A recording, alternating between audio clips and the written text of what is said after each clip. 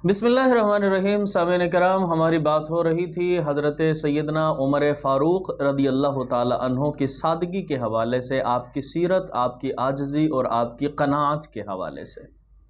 तो इससे पहले की वीडियो के अंदर हम बात कर चुके थे चंद आपकी ज़िंदगी के रोशन पहलू के बारे में।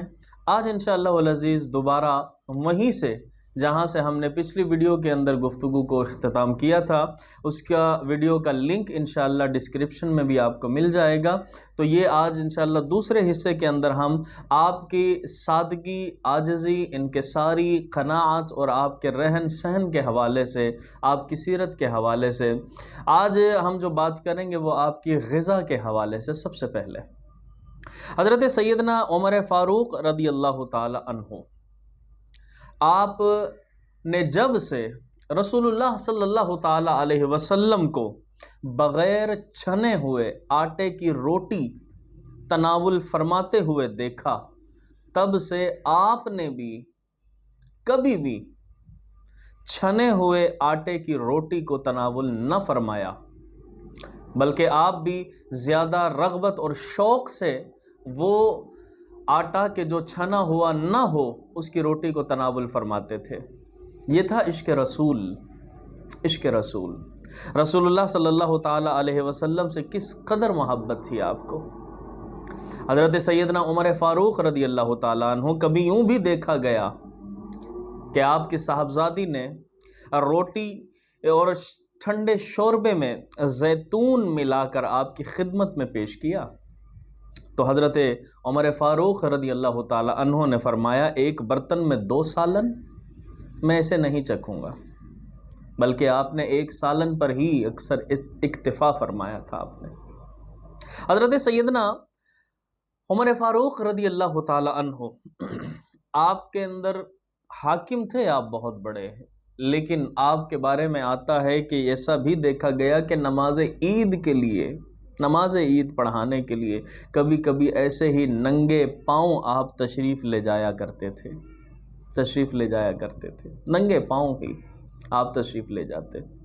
और आपके बारे में आता है एक कौल के मुताबिक ये भी है कि हज़रत सैयदना उमर फ़ारूक रदी अल्लाह ताला अन्हु जब आप खाना तनावुल फरमाया करते थे तो आप 7 से 9 लुक़मे, 7 लुक़मे या 9 लुक़मे, इनसे ज़्यादा तनावुल न फरमाया करते थे, यानी जो जिस पर इक्तिफ़ा हो जाए।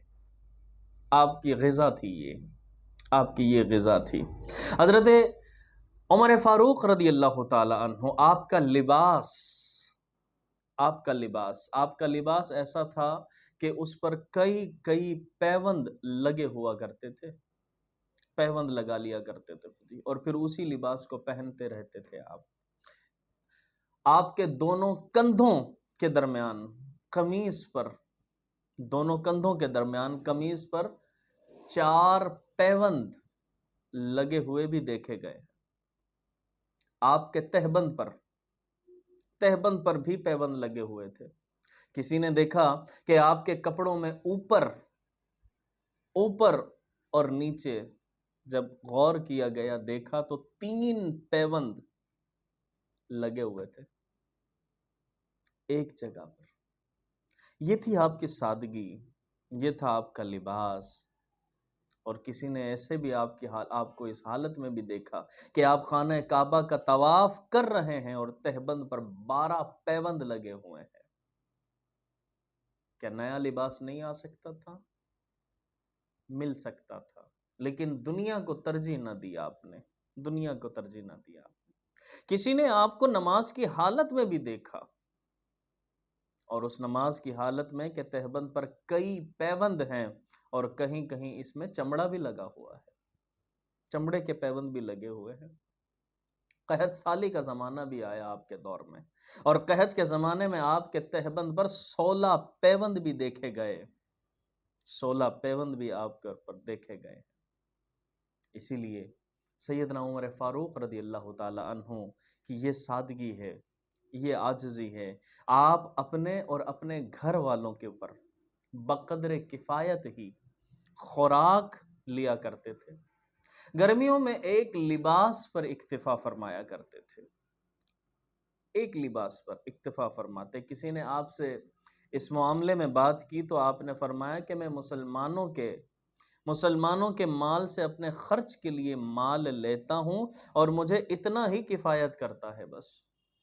یہ بھی حکمران تھے ناظرین کرام، یہ بھی حکمران تھے کہ جنہوں نے حکومت کی، اور آپ کے بارے میں آتا ہے کہ آپ کے یومیہ جو ڈیلی کے اخراجات ہیں، آپ کے امیر المومنین حضرت عمر فاروق اپنے اور اپنے گھر والوں کے اوپر صرف 2 درہم آپ خرچ فرمایا کرتے تھے ڈیلی کی.